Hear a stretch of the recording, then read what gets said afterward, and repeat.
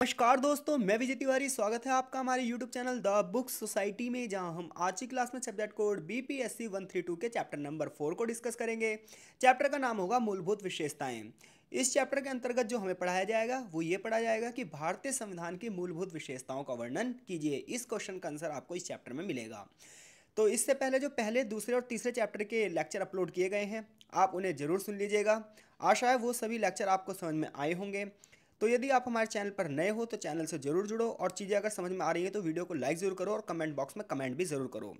Chapter में सबसे पहले एक प्रस्तावना दी गई है और चैप्टर की शुरुआत यहाँ से होती है। तो देखो, इस चैप्टर को पढ़ने से पहले एक चीज़ ध्यान रखना। इस चैप्टर में जितने भी फैक्ट दिए गए हैं, इवन इस किताब में जो फैक्ट दिए गए हैं वो थोड़े से ना गलत हैं। कुछ मिस प्रिंटिंग है आंकड़ों में, जैसे 6 को 9 बना दिया गया है, 89 को 81 लिख दिया गया है। ऐसे बहुत सारे आंकड़े इसमें गलत हैं। तो मैं आपको थोड़े से सही आंकड़े बताऊंगा। जो यहाँ पर गलत हैं आप उसे वो हटा देंगे, और अलग एडवांस किताबों से और आप इंटरनेट पर भी जाकर उन आंकड़ों को चेक कर सकते हैं। तो इस किताब में बहुत सारे आंकड़े गलत हैं भाई, ठीक है भाई। इस किताब को पढ़ते वक्त इस चीज़ का ध्यान रखना। तो चलो शुरू करते हैं। तो हम सभी को पता है कि भारत के जब हम संविधान की बात करते हैं तो भारतीय संविधान सभा की जो पहली बैठक हुई वो 9 दिसंबर 1946 को हुई। यानी कि 9 दिसंबर 1946 को भारतीय संविधान के बनने की शुरुआत हुई, और 26 नवंबर 1949 को भारतीय संविधान बनकर तैयार हुआ। भारतीय संविधान को बनने में 2 साल 11 महीने 18 दिन लगे, और भारतीय संविधान 26 जनवरी 1950 को लागू हुआ। इतने फैक्ट तो आपको पता ही होने चाहिए। यानी कोई आपसे पूछे भारतीय संविधान की पहली बैठक कब हुई, तो भारतीय संविधान को बनाने के लिए संविधान सभा की जो पहली बैठक हुई वो ही 9 दिसंबर 1946 को। और भारतीय संविधान बनकर कब तैयार हुआ, तो भारतीय संविधान बनकर तैयार हुआ 26 नवंबर 1949 को। और भारतीय संविधान को लागू कब किया गया, तो भारतीय संविधान को लागू किया गया 26 जनवरी 1950 को। भारतीय संविधान को बनने में कुल कितना समय लगा, 2 साल 11 महीने 18 दिन। तो ये फैक्ट आपको सबसे पहले पता होनी चाहिए। अब दूसरी बात सुनो। देखो, भारत का जो संविधान है ये विभिन्न देशों के संविधान से लिया गया एक स्रोत है। बहुत सारे देशों के संविधानों का अध्ययन किया गया था, और उसमें जितनी भी पॉजिटिव चीज़ें थी उन देशों के संविधान में, उनमें से थोड़ी थोड़ी चीज़ें ले ली गई, और उसके माध्यम से हमारा जो संविधान तैयार किया गया। इसके अलावा जब भारत में ब्रिटिश शासन था तो 1935 में ब्रिटिश द्वारा एक बहुत बड़ा अधिनियम पास किया गया था, जिसे हम भारत सरकार अधिनियम 1935 के नाम से जानते हैं। तो कुछ लोग ये कहते हैं कि जो भारत का आज का संविधान है वो इसी अधिनियम की, यानी कि जो भारत सरकार अधिनियम 1935 था, इसी अधिनियम की आज का संविधान कार्बन कॉपी है। क्योंकि ज़्यादातर जो लेख है, ज़्यादातर जो प्रावधान है, वो 1935 के अधिनियम से ही आज के संविधान में लिए गए हैं। तो 1935 के अगर अधिनियम की बात की जाए तो ये ब्रिटिश संसद में इसकी चर्चा की गई थी। इस पर महारानी ने अपनी सहमति 1935 में प्रदान की थी। इस अधिनियम की अगर विशेषताओं की बात की जाए तो इस अधिनियम की विशेषताओं को ही आगे चलकर कुछ संशोधनों के माध्यम से भारतीय संविधान में शामिल कर लिया गया। जैसे आज हम भारत में देखते हैं केंद्र सरकार, राज्य सरकार, भारत में पार्लियामेंट सिस्टम यानी कि संसदीय सिस्टम, इसके अलावा केंद्र सरकार की कौन सी शक्तियाँ होंगी, राज्य सरकार कौन से वर्क करेगी, जो ये सारी चीज़ें आज हम देखते हैं, लोकसभा, राज्यसभा, ये सब चीज़ें हमने कहीं ना कहीं भारत सरकार अधिनियम से ही ली हैं। तो इतना तो आपको पता चल गया कि भारतीय संविधान को बनाने के लिए विभिन्न स्रोतों का प्रयोग किया गया, और उनमें से भी जो भारत सरकार अधिनियम 1935 है ये एक बहुत महत्वपूर्ण स्रोत है, जिसके लगभग लगभग सभी प्रावधानों को कुछ संशोधनों के तहत करके भारतीय संविधान में शामिल किया गया। तो भारतीय संविधान की पहली विशेषता क्या हुई, तो भारतीय संविधान की पहली विशेषता ये हुई कि ये प्रमुख स्रोतों से लिया गया संविधान है। अब देखो, जब आपको रूल और रेगुलेशन बनाने हैं तो आपको क्या करना पड़ेगा, एक सभा बैठानी पड़ेगी जिसमें सभी लोगों की सहमति हो। तो ऐसे जब हमारे देश के लिए संविधान बनाया जा रहा था, रूल और रेगुलेशंस बनाए जा रहे थे, नियमों और कानूनों का दस्तावेज तैयार किया जा रहा था। कोई आपसे पूछे संविधान क्या है, तो संविधान नियमों और कानूनों का एक दस्तावेज है जिसके द्वारा किसी देश का शासन चलाया जाता है। तो जब हमारे देश का संविधान बन रहा था तो उस समय जो देश की परिस्थितियाँ थीं वो देश के अनुकूल नहीं थी, क्योंकि देश आज़ादी के मुहाने पर खड़ा था और विभाजन भी उसके सिर पर खड़ा था। तो 9 दिसंबर 1946 को जब संविधान सभा के लिए पहली बैठक हुई तो उससे पहले संविधान सभा का निर्माण किया गया, संविधान सभा के लिए चुनाव किए गए। तो जब भारत आज़ाद हुआ तो उस समय संविधान निर्माण का कार्य आसान नहीं था, बहुत ही जटिल कार्य था, क्योंकि संविधान लोगों की इच्छाओं के अनुरूप तैयार करना चाहिए। अगर आप पूरे विश्व में देखोगे तो बहुत सारे देशों के संविधान बने और उतनी ही जल्दी वहाँ के संविधान बदल भी गए, क्योंकि ना संविधान लोगों की इच्छाओं के हिसाब से बनाना चाहिए, उसकी अपेक्षाओं के हिसाब से बनाना चाहिए। किसी भी लोग के साथ अन्याय नहीं होना चाहिए, किसी का शोषण नहीं होना चाहिए, किसी के साथ सामाजिक भेदभाव नहीं होना चाहिए। जबकि जो भारत का इतिहास था वो अन्याय, शोषण, सामाजिक भेदभाव से भरा हुआ था। 200 सालों तक औपनिवेशिक शासन था। संविधान के अंदर सभी धर्म, सभी वर्गों के हितों का ध्यान रखना था।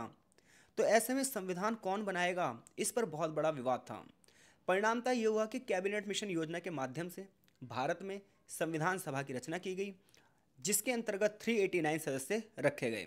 संविधान सभा के जो अध्यक्ष थे वो थे डॉक्टर राजेंद्र प्रसाद, जो कि एक प्रमुख स्वतंत्रता सेनानी भी रहे थे। इसके अलावा संविधान सभा के जो प्रमुख विचारक थे ये थे जवाहरलाल नेहरू। इसी प्रकार से डॉक्टर बाबा साहेब भीमराव अंबेडकर, टी कृष्णाचारी, अल्लादी कृष्णा स्वामी अय्यर, श्यामा प्रसाद मुखर्जी, जेपी कृपलानी, वल्लभ भाई पटेल, पट्टाभी सीतारामैया जैसे कुछ प्रमुख नाम है। इसके अलावा भी बहुत बड़े बड़े नाम जिसने संविधान सभा में अपना योगदान दिया था। उस समय जब हमारी संविधान सभा बनी थी तो ये एक तरीके से पूरे देश का प्रतिनिधित्व कर रही थी। इसमें देश के हर हिस्से के सदस्य शामिल थे, लगभग हर वर्ग का सदस्य इसमें शामिल था, ताकि कोई भी व्यक्ति इसमें से छूट ना जाए। तो कुल मिलाकर 389 सदस्य संख्या की गई। यहाँ पर किताब में गलत लिखा हुआ है 381, ये गलत है, ठीक है भाई।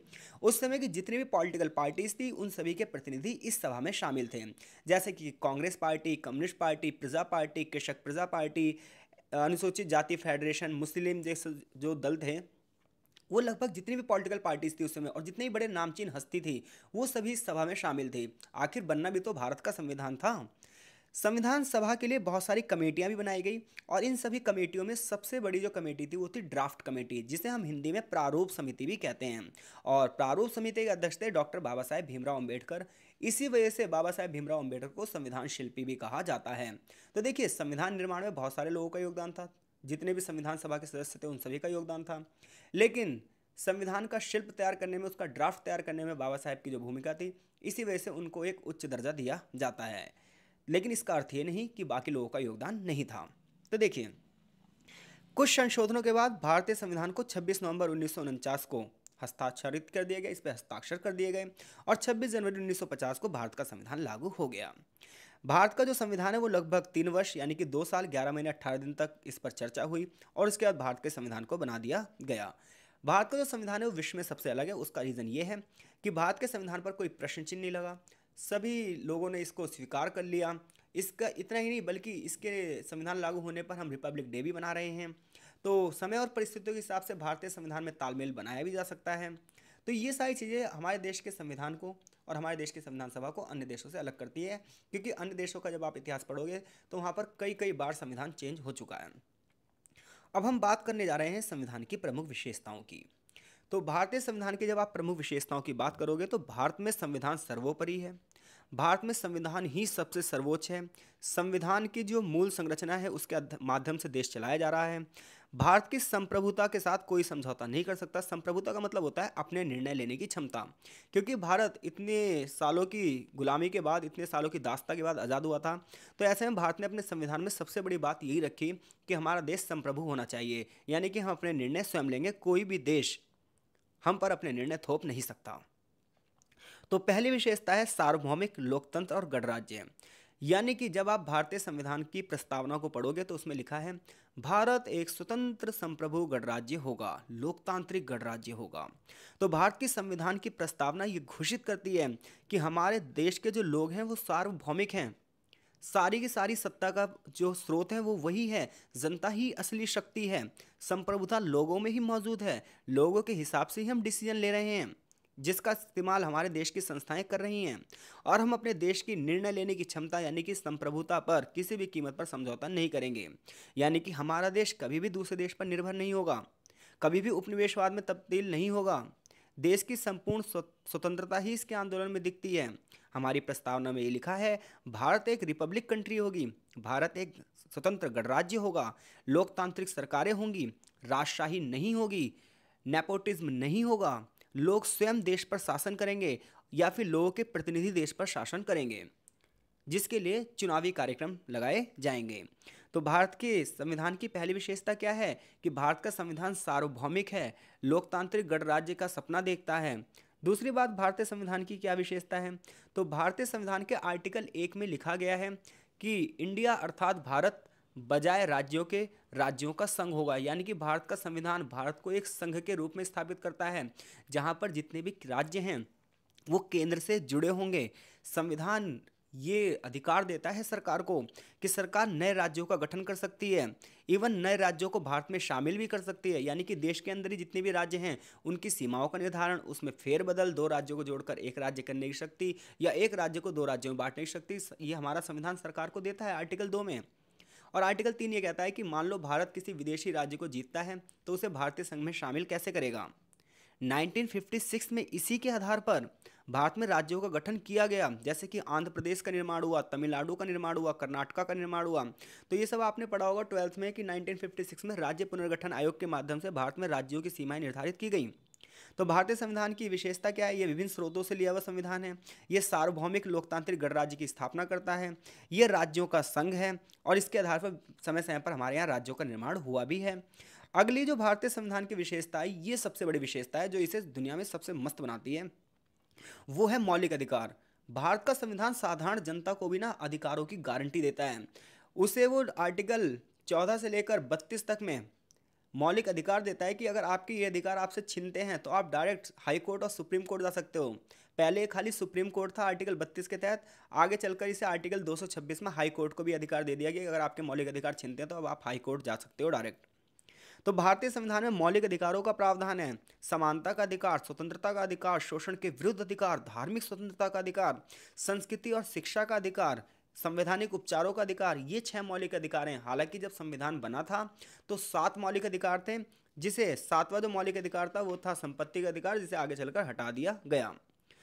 जो मौलिक अधिकार हैं, मूल अधिकार हैं, ये संविधान के भाग 3 में हैं और इसमें जितने भी अधिकार हैं वो सारे नागरिकों को भी प्रदान है, जबकि कुछ अधिकार विदेशियों को भी दिए गए हैं।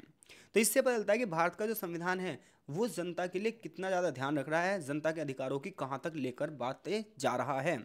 जैसे कि यहाँ पर 2 अधिकारों की बात की गई है, एक समानता का अधिकार और एक स्वतंत्रता का अधिकार। जैसा कि हम सभी को पता है कि हर एक व्यक्ति जो सबसे ज़्यादा चीज़ को पसंद करता है वो करता है फ्रीडम को।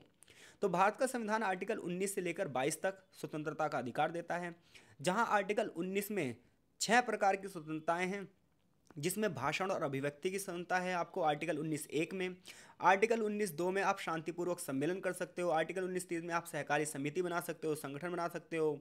आर्टिकल 19(4) में ये लिखा है कि आप देश में कहीं भी आ जा सकते हो। आर्टिकल 5 में आपको बसने का अधिकार है। आर्टिकल 6 में आप अपने मनपसंद का व्यापार कर सकते हो। तो ये आर्टिकल जो 19 है ये संविधान की आत्मा और हृदय भी कहा जाता है। हालांकि बाबा साहेब ने आर्टिकल 32 को संविधान की आत्मा और हृदय कहा था। इसी प्रकार से आर्टिकल जो 20 है ये अपराधियों के लिए है कि एक बंदा जो कि अपराधी है उसे एक ही बार एक अपराध के लिए सज़ा मिलनी चाहिए, यानी कि एक ही अपराध के लिए दोबारा सज़ा नहीं मिलनी चाहिए, दोहरा जोखिम नहीं होना चाहिए। आर्टिकल जो 21 है ये लोगों को राइट टू लाइफ देता है, ये जीवन की स्वतंत्रता देता है और इसके अंतर्गत विभिन्न प्रकार के अधिकारों को रखा गया है, जिसकी चर्चा अगले चैप्टर में की भी जाएगी क्योंकि अगले चैप्टर का नाम ही है मौलिक अधिकार। इसी प्रकार से भारतीय संविधान में आप देखोगे तो आर्टिकल 14 से 18 तक समानता के बारे में बताया गया है, जहां आर्टिकल 14 पता क्या कहता है कि कानून के समक्ष सभी लोग समान हैं। हर एक व्यक्ति के कानून के सामने क्या है वो बराबर है, चाहे वो कोई भी हो। आर्टिकल 15 ये कहता है कि जो देश है हमारा, जो सरकार है हमारी, वो किसी भी नागरिक के साथ धर्म के आधार पर, जाति के आधार पर, वंश के आधार पर, लिंग के आधार पर, जन्म स्थान के आधार पर कोई भेदभाव नहीं करेगी। तो आर्टिकल 15 इक्वलिटी दे रहा है इस 5 आधार पर। आर्टिकल 16 कह रहा है कि सभी नागरिकों को रोजगार में समान अवसर मिलने चाहिए, यानी कि राइट टू अपॉर्चुनिटी मिलनी चाहिए। आर्टिकल 17 ये कहता है कि छुआछूत नहीं होनी चाहिए और आर्टिकल 18 ये कहता है कि उपाधियां नहीं होनी चाहिए। यानी कि हमारे देश का संविधान राइट टू इक्वलिटी को बढ़ावा दे रहा है, समानता की बात कर रहा है। इतना ही नहीं, लोगों की स्वतंत्रता का पक्षधर है हमारा संविधान। हमारे संविधान की जो अगली सबसे बड़ी विशेषता है वो है राज्य के नीति निर्देशक तत्व। तो राज्य के जो नीति निर्देशक तत्व हैं ये संविधान के भाग 4 में हैं और आर्टिकल नंबर 36 to 51 है।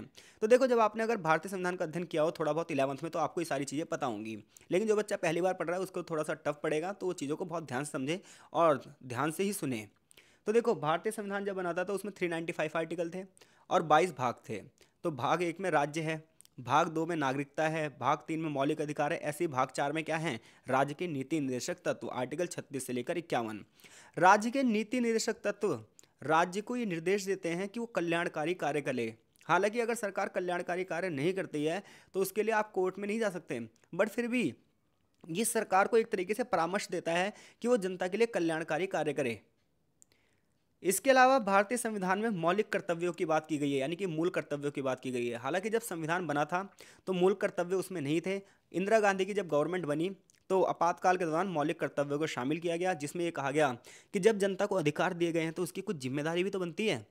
हर देश के नागरिक की जिम्मेदारी नहीं बनती वो संविधान का सम्मान करे, राष्ट्रीय तिरंगे का सम्मान करे, राष्ट्रगान का सम्मान करे, राष्ट्रगीत का सम्मान करे, देश की एकता को बना के रखे, देश की अखंडता को बना कर रखे, जितनी भी सार्वजनिक संपत्ति उसको नुकसान ना पहुंचाए, ये हमारे मौलिक कर्तव्य हैं। तो हमारे देश का संविधान हमें अधिकार देने के साथ साथ हमारी जिम्मेदारियों को भी परिभाषित करता है।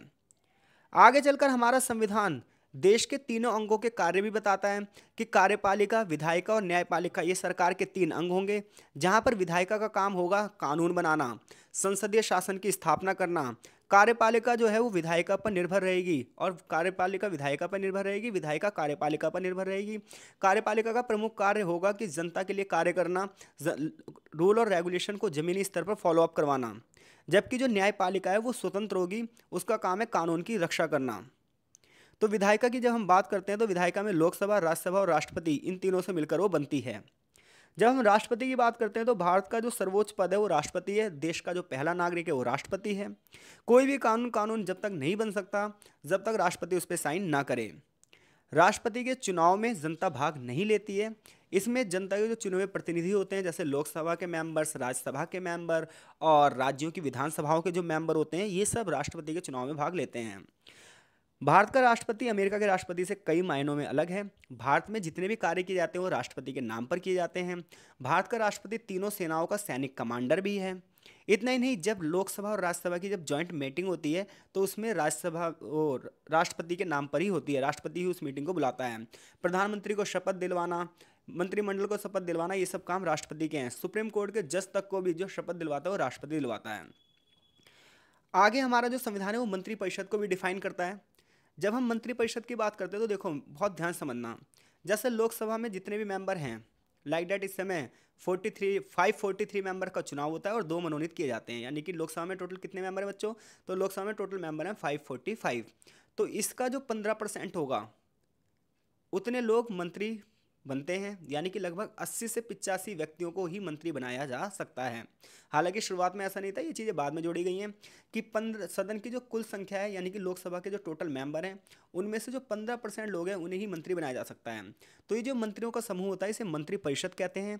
और इनमें से भी जो 10-15 मंत्री बहुत पावरफुल होते हैं, जैसे होम मिनिस्टर हो गया, जैसे इस समय होम मिनिस्ट्री किसके पास है? अमित शाह जी के पास है। ऐसे रक्षा मंत्री हो गया और शिक्षा मंत्री हो गए। तो इस टाइप के विदेश मंत्री हो गए, पर्यावरण मंत्री हो गए, लॉ मिनिस्ट्री हो गई जिनके पास। तो इस टाइप के जो टॉप मंत्रालय हैं 10-15, ये कहलाती है कैबिनेट। तो आपसे कोई पूछे मंत्रिपरिषद और मंत्रिमंडल में क्या अंतर है, तो मंत्रिपरिषद वो पूरा का पूरा एक समूह है जो लगभग 15% 80 से 85 मेंबर हैं। जबकि जो मंत्रिमंडल है वो कौन है? वो बड़े बड़े पावरफुल जितने भी मंत्रालय हैं जिनके पास हैं वो लोग मिलकर कैबिनेट का निर्माण करते हैं। तो भारतीय संविधान किस प्रकार से शक्तियों का बंटवारा कर रहा है, किस प्रकार से सभी लोगों को उसके कार्य निर्धारित कर रहा है, ये इसकी आदित्य विशेषता है। इसके अलावा भारत में जो कानून बनाने की सर्वोच्च संस्था है वो है विधायिका, यानी कि संसद। संसद में 2 सदन है, एक लोकसभा और एक राज्यसभा। लोकसभा के मेंबर्स जो है वो जनता चुनती है, जबकि राज्यसभा के मेंबर में जनता का कोई भी स्थान नहीं होता। सभी लोग वोट डालते हैं सार्वभौमिक वयस्क मताधिकार के अंतर्गत। भारत में लोकसभा में जितने भी लोग चुनाव में निर्वाचित होते हैं उनका कार्यकाल होता है 5 साल, जबकि राज्यसभा में 6 साल का कार्यकाल होता है।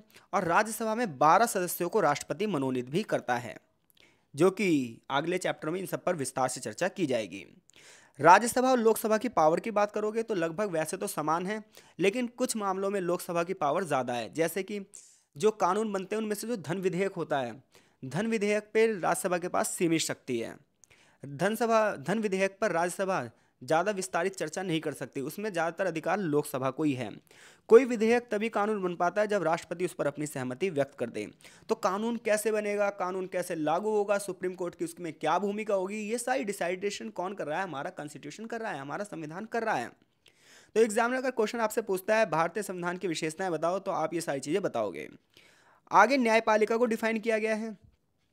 तो सरकार का तीसरा सबसे बड़ा अंग कौन होता है? न्यायपालिका होती है, जुडिशरी होती है। और भारत में जो न्यायपालिका है उसका भी एक ना ऑर्डर लगाया गया है कि सबसे निचले अदालतें होंगी, फिर उच्च न्यायालय होंगे और सबसे ऊपर होगा सर्वोच्च न्यायालय। सर्वोच्च न्यायालय सबसे उच्च न्यायालय है हमारे देश में, और अंतिम अपील करने का जो आपको अधिकार है वो सर्वोच्च न्यायालय में है। हर राज्य का अपना एक हाई कोर्ट भी है। सर्वोच्च न्यायालय हमारे संविधान का संरक्षक है। विधायिका जितने भी कानून बनाती है उन कानून को बनाने के लिए रूल रेगुलेशन को फॉलो किया गया है नहीं किया गया, इसकी जांच सुप्रीम कोर्ट करता है, जिसकी ये शक्ति न्यायिक पुनरावलोकन के रूप में जानी जाती है। भारत का जो राष्ट्रपति है वो सर्वोच्च न्यायालय और उच्च न्यायालय के न्यायाधीशों की नियुक्ति भी करता है। मैंने ये सारी चीज़ें हाईलाइट कर रखी है, आई होप से चीज़ें आपको समझ में आ रही होंगी। तो संविधान में न्यायाधीशों के खिलाफ महाभियोग की प्रक्रिया का भी प्रावधान है।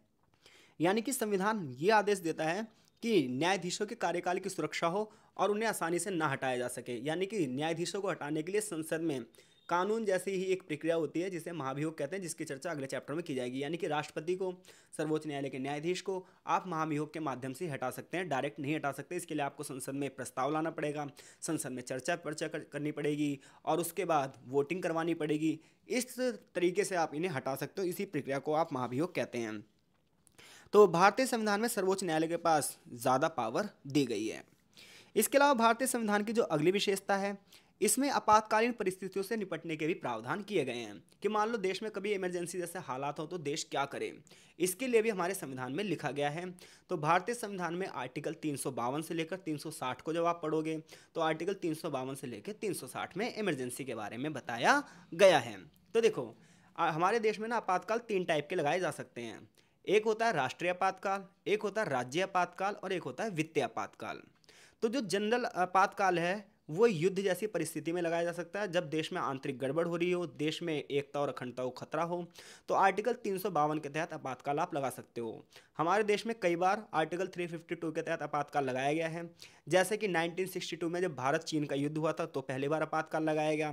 फिर इसी प्रकार से 1965 में भारत पाकिस्तान युद्ध हुआ, 1971 में भारत पाकिस्तान युद्ध हुआ, तो इस युद्ध के दौरान भी आपातकाल लगाया गया, क्योंकि देश की सुरक्षा के लिए, एकता अखंडता के लिए ये ज़रूरी होता है।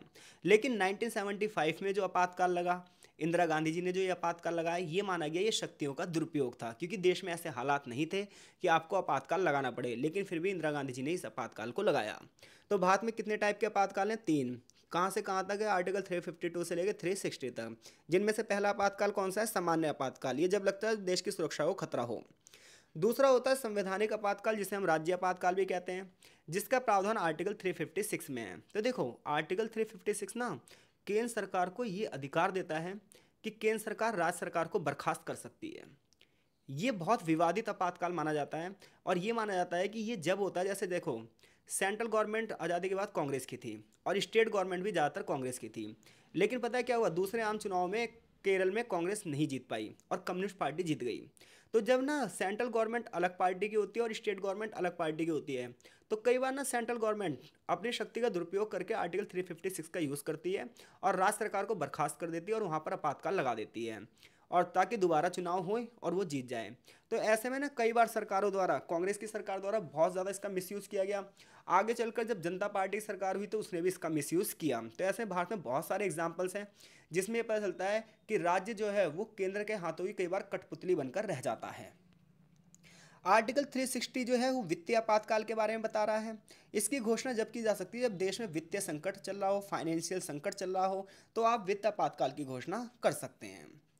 भारतीय संविधान की अगली विशेषता है संघवाद। देखो संघ का मतलब ये है कि इसमें बहुत सारी यूनिट्स होंगी और इन सबको जोड़कर एक यूनियन तैयार की जाएगी। हालांकि भारत के संविधान में संघ शब्द का यूज़ नहीं हुआ, इसकी जगह यूनियन शब्द का यूज़ हुआ है। तो देखो संघ को इंग्लिश में बोलते हैं फेडरेशन, तो फेडरेशन शब्द का यूज़ नहीं हुआ हमारे संविधान में। हमारे संविधान में किसका यूज़ हुआ है? यूनियन का। फिर भी भारत में एक संघीय ढांचे की स्थापना की गई है। संघीय ढांचे का मतलब है एक स्टेट गवर्नमेंट होगी और एक सेंट्रल गवर्नमेंट होगी, लेकिन भारत में सेंट्रल गवर्नमेंट को ज़्यादा पावर दी गई है और स्टेट गवर्नमेंट को कम पावर दी गई है। शक्तियों का बंटवारा कुछ इसी टाइप से किया गया है। तो ऐसे में जब स्टेट गवर्नमेंट और सेंट्रल गवर्नमेंट अलग अलग पार्टीज़ की होती हैं तो ये संघवाद खतरे में पड़ता है और कई बार ऐसे मतभेद हो जाते हैं। आई होप सो चीज़ें आपको समझ में आ रही होंगी। ठीक है भाई। तो 1990 के बाद भारत की राजनीति थोड़ी सी बदल गई, गठबंधन की सरकार शुरू हुई और चीज़ें थोड़ी सी क्या हो गई, उलझी उलझी सी हो गई, क्योंकि गठबंधन की सरकार में जो है मंत्री खुलकर निर्णय नहीं ले पाते हैं।